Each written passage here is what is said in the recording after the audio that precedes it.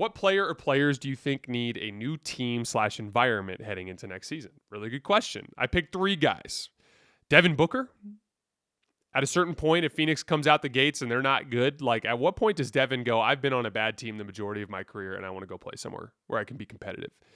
Couple examples. Detroit is an interesting fit for Devin Booker alongside Cade Cunningham. I thought a little bit about the Indiana Pacers as kind of like a talent play. In the short term, it could help you float while Tyrese Halliburton is injured. In the long term, that's a team that kind of struggled in slowdown situations when they needed a bucket. That's something that Devin Booker could help with. San Antonio for the Spurs is another situation that I thought made some sense for Devin Booker, as surgical scoring will be something that they struggle with a bit in their current construct. Zion Williamson is a guy that obviously could use a change. It's so difficult to find a destination for him. I'm not even sure that Zion Williamson is a positive asset right now. Like, I'm not even sure that they could get compensation for him if they look to move him. It's really difficult to find a fit as well. And the 2 fits that I found that made some sense are like a Cleveland, because it would have to be alongside a big who could both protect the rim and also shoot the ball from the perimeter. Cleveland alongside Evan Mobley is an interesting option, but that comes with a bunch of clunkiness in a bunch of ways. Miami alongside Kel'el Ware, and that is actually my 3rd player that I would consider as a guy that could use a change of scenery, is Bam Adebayo, a player that seems to have hit a ceiling in Miami and a Miami team that doesn't really have what they need to contend, and a guy that I think could help a lot of teams get to the next level as like a 5-out passing fulcrum at the top of the key and as a defensive anchor. And so if Zion were to go to Miami, I could see Bam getting moved elsewhere. But those are 3 guys that I think could see a change of scenery in the next couple of years: Devin Booker, Zion Williamson, and Bam Adebayo. All right, next question. Can you speak broadly on the Celtics' immediate and midterm need to acquire a versatile big man to replace Kristaps Porzingis? Who is available, who would fit, etc.? Lots of teams are looking for this. And there's a reality to Boston's payroll situation. If you're going to keep Jaylen Brown, Jason Tatum, and Derek White, when Tatum comes back the year after next, that's $145 million on the books just on those 3 guys. So you are kind of looking at the fringe market in a lot of ways. That's going to be older guys that struggle to move, or younger guys that have skill limitations or size limitations. The good news is that you've demonstrated that you can find those types of guys.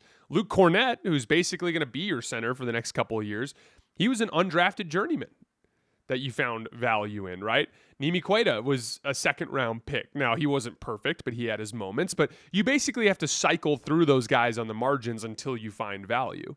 And when it comes to bigs, I personally think it's easiest to work with a guy who has really good natural motor, meaning he plays super hard, good athleticism, and intelligence, meaning I would be willing to give ground in terms of size and length and some of like the for refined offensive skill, like jump shooting and stuff like that. I'd be willing to give ground in those areas if he's a good athlete who runs super hard and is a smart player. Like that, to me, I can make good use of in terms of putting him in spots in a scheme, right? But like if he's super tall, but he can't run the floor and he's not very physically competitive and he's a little bit soft and he can shoot threes, like that doesn't really do a ton for me, especially in the context of Boston Celtics basketball and the way they like to play. A smart guy who knows how to relocate in and out of the dunker spot, screen and slip out of screens, that can flow side to side in action, and that runs the floor hard and can do his job on defense, I think is all you need in order to fill that specific role.